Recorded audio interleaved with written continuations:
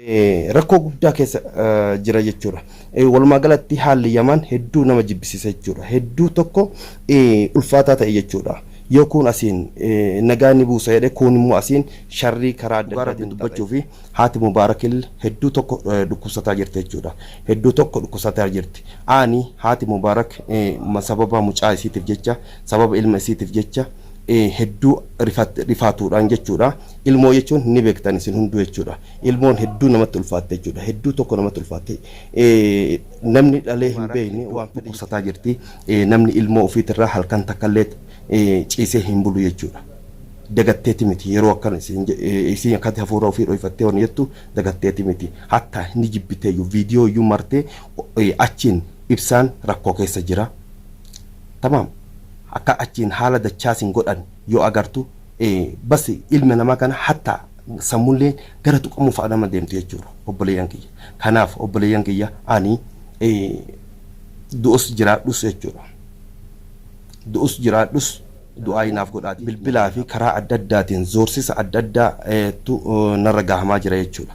Zoorsisa hoggaa jedhu yoo amman tana daa'ima ibsaa ka barbaadu taate takka ammoo atuu jechuudha lubbuu kan kee ni dhabamsiifna ni si ajjeefna ammaan booda tamam rabbi harkatti nu jennuun kiyya amman tana kan jala sarare jechuudha du'uuf jiraadhus jechuudha Mubaarakiin baasuun kiyya waan hin oolamne jechuudha har'as borus jechuudha. Isin immoo Oromoon du'aayiidhaan na bira dhaabbadhaa jechuudha barbaadetti inshaallah gara seeratti illee amman tana gara seeratti illee gara huma hundaanu jechuudha akka barbaadu dhageetta masaratti wanti si dhaamu barbaade intalattiin nana intala zinaan dhalatte jechuudhaati. Dhagee ati intala Oromoo timiti jechuudha. Oromoon intala akkanaa hin qabu. Oromoon safuu qaba. Oromoon aadaa qaba. Oromoon akkaataa hawaasa wajjin ittiin jiraatu beeka. Oromoon hawaasummaa beeka. Oromoon jaalala beeka. Jaalalli immoo ka akka kee kanaatti miti jechuudha. Ati daa'ima ibsaa har'an tana qabdee jechuudha.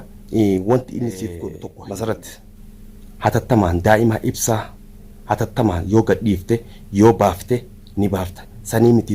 Sanii miti taanan ati intalti zinaadha. Intalti abbaa fi haadharraa hin dhalanne. Dhugaa rabbii siin jechuudha. Ati abbaa tokkorraa hin dhalanne jechuudha. Ati abbaa garaa garaatirraa diqaalaa hunoo mana hoteelatti dhalatte jechuudha. Ati masaraatti wannumti ati fiddu tokko hin jiru jechuudha.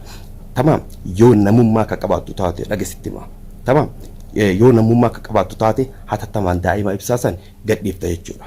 Kanaaf akkaataan itti yaadde sunillee siif hin milkaa'u jechuudha.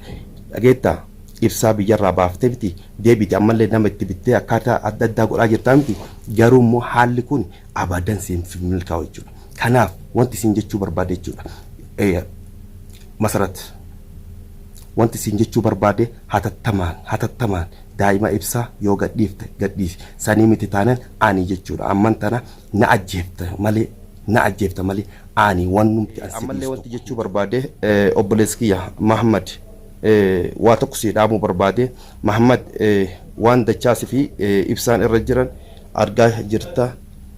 argaa jirta hadara rabbii akka asitti deebitu akka gad deebitu abdii guddaa qaba jechuu barbaadeeti loosamaati. Maaliif namni ka walii dhaamus ka waan jiruuf jireenya guutuu yoo danda'ame asumarraa gara biyyatti galuu yaadi malee asiin gara taaribaa ol hin deebiin. Dhugaa rabbi dubbachuu fi ani gara taaribaa kana deemuun hedduu natti ulfaata jechuudha. Kanaaf hunoo dachaa sifaanti jiruu fi lubbuu du'aaf jiruu keessa jira jechuudha. Ibsalleen akkasuma jechuudha.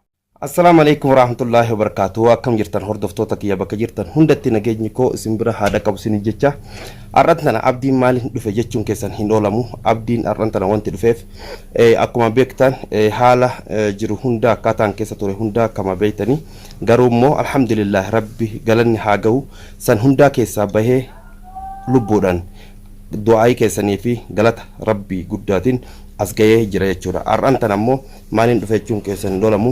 Akkuma beekamu haalli jireenya fakkaaf biyya Yaman keessatti hedduu ulfaataa ture jira jechuudha. Hedduu ulfaataa hoggaan jedhu fakkeenyaaf ibsaan faantillee asima deemaniituma dachaas hatta iddoo deeman sanittillee hin milkoofne achillee hin geenne tariiti maatiin isallee asii ibsaan fakkeenyaaf daa'imti isallee hangammatti argamtee wallahi billahi dhugaa rabbi dubbachuuf hedduu nama tokko nama jibbisiisa jechuudha. Arraan tana ani wanti irra guddina wanti dhufeef jechuudha. Mana xiqqoo haala nageenya kiyyaatiif jedhee xiqqoo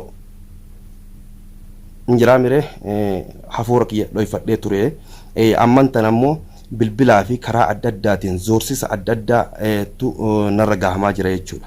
Zoorsisa hoggaa jedhu yoo amman tana daa'ima ibsaa ka barbaaddu taate takka ammoo atuu jechuudha lubbuu kan kee ni dhabamsiifna ni si ajjeefna ammaan booda tamam rabbi harkatti nu siyaa galchuudhaa jiranii. Kana ani dhugaa rabbi dubbachuu fi sodaa kana wanti an qabu tokko hin jiru jechuudha. Ani kana hin sodaadhu jechuudha. Amman tana dhugaa rabbi dubbachuu fi haati mubaarakil hedduu tokko dhukkubsataa jirti jechuudha. Hedduu tokko dhukkubsataa jirti. Ani haati mubaarak sababa mucaa isiitiif jecha sababa ilma isiitiif jecha hedduu rifaatuudhaan jechuudha. Ilmoo jechuun ni beektan isin hunduu jechuudha. Ilmoon hedduu namatti ulfaatte jechuudha. Hedduu tokko namatti ulfaatte. Namni dhalee hin beekne waan fedhe jechuu danda'a jechuudha. Garuu immoo ilmoon jechuudha an akka kootitti jechuun haadha kiyya akka argatti hedduu ulfaata jechuudha. Haati mubaarak dhukkubbii hedduu hin jedhamne kana keessatti argamte jechuudha. Ani immoo amman tana haadha mubaarak jechuudha. Hanga ammaa achi iddoo mana isaanii san hin dhayne garuu immoo odeeffannoon ijoollee achitti ergee ture. Ijoolleen immoo dhugaa rabbi dubbachuu fi akka malee dhukkubsatte naan jette. Amman tana immoo ani immoo isii ilaaluuf dhaqee amma immoo ejjannoon kiyya jechuudha. Ejjannoon kiyya amman tana kan jala sarare jechuudha. Du'uuf jiraadhus jechuudha. Mubaarakiin baasuun kiyya waan hin oolamne jechuudha. Har'as borus jechuudha. Isin immoo Oromoon du'aayiidhaan na bira dhaabbadhaa jechuudha barbaadetti. Inshaallah gara seeratti illee amman tana gara seeratti illee gara huma hundaanuu jechuudha. Akka barbaadu abdii guddaa qaba jechuudha. Ammallee wanti jechuu barbaade obboleessi kiyya Mahammad waa tokko si dhaamuu barbaade. Mahammad waan dachaasi fi ibsaan irra jiran argaa jirta. Hadara rabbi akka asitti deebitu akka gad deebitu abdii guddaa qaba jechuu barbaadetti loosamaati. Maaliif namni ka walii dhaamus ka waan jiruuf jireenya guutuu yoo danda'ame asumarraa gara biyyatti galuu yaadi malee asiin gara taaribaa ol hin deeminiin siin jechuu barbaadetti. Maaliif hedduu karaa kanatti jechuudha rakkoon hedduun akka nama mudataa jiru akka nama wallahi dhugaa rabbi dubbachuu fi ani karaa taaribaa kana deemuun hedduu natti ulfaata jechuudha. Kanaaf huno dachaa sifaanti jiruu fi lubbuu du'aaf jiruu keessa jira jechuudha. Ibsalleen akkasuma jechuudha. Kanaaf obboleessa kiyya oli hin deemini kaaninuu qalbiin akka malee na dheebotaa jirti siin jechuu barbaade. Kan biraa immoo wanti jechuu barbaade obboleessa kiyya Aadam osoo nagaa buufnee walitti dhufnee baay'ee dhaamsa siif qaba. Walitti dhufnee nagaa akka buufnu abdii guddaa qaba. Waliin dhufnee akkaataa mubaarakiin itti baafnu akkaataa haala mijeessinu niitii tana akkamitti argachuu akka dandeenyu dhufnee atis keessa beektaa walitti dhufeenya qabdanii walitti hariiroo qabdanii akka walitti dhufnee jechuudha. Akka waliin mari'annu abdii guddaa qaba. Kan biraa immoo asumaan warroonni na zoorsiftan namoonni bilbilaan namoonni karaa adda addaatiin tekstii adda addaatiin risaalaa adda addaa naaf ergitan dhugaa rabbii waa tokko isinii dhaamuu barbaade jechuudha. Ani abdiidha. Yeroo akkana isiniin jedhu dhaaduu miti. Yeroo akkana isiniin jedhu isin waan isin taatan tamaam beeketi. Gadheen jechuudha. Ana akkaataan itti isin na qabdanii zaahira itti nan qabne jechuudha. Afaan baatiin nan qabne jechuudha. Tamaam. Kanaaf osoo zaahira natti dhuftanii jettanii akka nan qabne hin beeka jechuudha. Garuu immoo anuma manuma keessaa nama natti bittanii gadheen na gurguratte jechuudha. Garuu immoo akkasuma isin hin milkoofne jechuudha. Akkaataan itti yaaddanii fi akkaataan isin itti na zoorsaa turtan ittillee hin milkoofne ittillee milkaa'uuf hin teettan jechuudha. Kanaaf dhageetta masaratti wanti si dhaamuu barbaade intalattiin nana intala zinaan dhalatte jechuudhaati. Dhagaye ati intala Oromoo timiti jechuudha. Oromoon intala akkanaa hin qabu. Oromoon safuu qaba. Oromoon aadaa qaba. Oromoon akkaataa hawaasa wajjin ittiin jiraatu beeka. Oromoon hawaasummaa beeka. Oromoon jaalala beeka. Jaalalli immoo ka akka kee kanaatti himte jechuudha. Ati daa'ima ibsaa har'an tana qabdee jechuudha.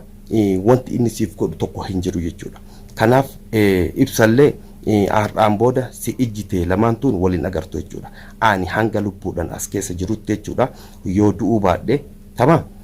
Abadan siif ibsaan abadan walillee hin agartan argulleef hin teettan jechuudha. Tamam. Iccitiin ati baasi naan jechaa ooltu suni iccitiin tokko wanta an baasu tokko hin jiru jechuudha. Dhugaa rabbii dubbachuu fi dhugaa rabbii sitti himaa jechuudha. Ani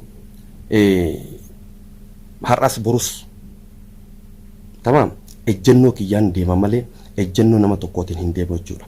Dhageettaa masarat hatattamaan daa'ima ibsaa hatattamaan yoo gadhiifte yoo baafte ni baafta. Sanii miti taanan ati intalti zinaadha intalti abbaa fi haadharraa hin dhalanne dhugaa rabbii siin jechuudha. Ati abbaa tokkorraa hin dhalanne jechuudha. Ati abbaa garaagaraatirraa diqaalaa hunoo mana hoteelatti dhalatte jechuudha. Ati masaraat wannumti ati fiddu tokko hin jiru jechuudha. Tamam. Yoo namummaa ka qabaattu taate dhagesitti maa tamam. Yoo namummaa ka qabaattu taate hatattamaan daa'ima ibsaa san gadhiifta jechuudha. Kanaaf akkaataan itti yaadde sunillee siif hin milkaa'u jechuudha. Dhageettaa ibsaa biyyarraa baaftee miti deebiti ammallee nama itti bittee akkaataa adda addaa godhaa jirtaa miti garuu immoo haalli kun abadan siif hin milkaa'u jechuudha. Kanaaf wanti isin jechuu barbaade jechuudha. Masarat wanti isin jechuu barbaade hatattamaan daa'ima ibsaa yoo gadhiifte gadhiisi. Sanii miti taanan ani jechuudha. Amman tana na ajjeefta malee ani wannumti an si dhiisu tokko hin jiru jechuudha. Dhugaa rabbii dubbachuuf jechuudha. Yaa intala zinaa intala shaarbuxittiidha. Tamam. Intala arabni guutuun jechuudha mana keetitti dhufee tamam jimaa qama'ee akka onnatti onna jedhu jechuudha. Tamam. Afachi xiqqoo daqiiqa bas. Kanaaf wanti isin jechuu barbaade amman tana jechuudha. Dhugaa feeta masarat amman tana jechuudha. Anaa fi ati tamam anaa fi ati dhugaa rabbii yoo na ajjeefte yoo na fannifte jechuudha. Ani abadan si dhiisuuf hin deemu jechuudha. Dhugaa rabbii dubbachuuf yoo an si dhiise an namaa miti jechuudha. Dhugaa rabbii ani amaanuun nan dhalche jechuudha. Wallahi yoo hatattamaan daa'ima ibsaa gadhiifta tana dhiiftu haati amman tana akkati dhukkubsattee lubbuu keessa jirte jechuudha. Du'aa hedduu dhukkubsattee rifaaturraa jechuudha. Ati osoo yaadde fakkeenyaaf daa'imarraa maal qabdame dhugaa rabbii dubbachuuf daa'imarraa maal qabda kana kaa jechuudha. Intalti zinaa intalti shaarmuxne jechuudha. Ati shaarmuxaadha dhugaa rabbii dubbachuuf tamam. Kanaaf hatattamaan jechuudha. Hatattamaan daa'ima ibsaa yoo gadi dhiifte ni dhiifta gadi hin dhiisu taana hin dhiisu baannan jechuudha. Walaadha mubaarak hedduu dhukkubsataa jirti. Namni ilmoo ofiitirraa halkan takkallee ciisee hin bulu jechuudha. Dagatteeti miti yeroo akkana isin akkati hafuura ofii dho'ifattee waan jettu dagatteeti miti. Hatta ni jibbiteeyyuu viidiyoo iyyuu martee achiin ibsaan rakkoo keessa jira. Tamam. Akka achiin haala dachaasin godhan yoo agartu bas ilma namaa kana hatta sammuulleen gara tuqamuu fa'a nama deemte jechuudha. Obboleeyyan kiyya. Kanaaf obboleeyyan kiyya ani du'us jiraadhus jechuudha. Du'us jiraadhus du'aa inaaf godhaati na bira dhaabbadhaa. Du'aa hin teessan huma hundaafuu hin barbaachifti isin jechuu barbaadeeti. Yaa uummata Oromoo isin jaaladhaa isin kabajaa yoo dogongora kiyyarra na of oolchaa isin jechuu barbaade.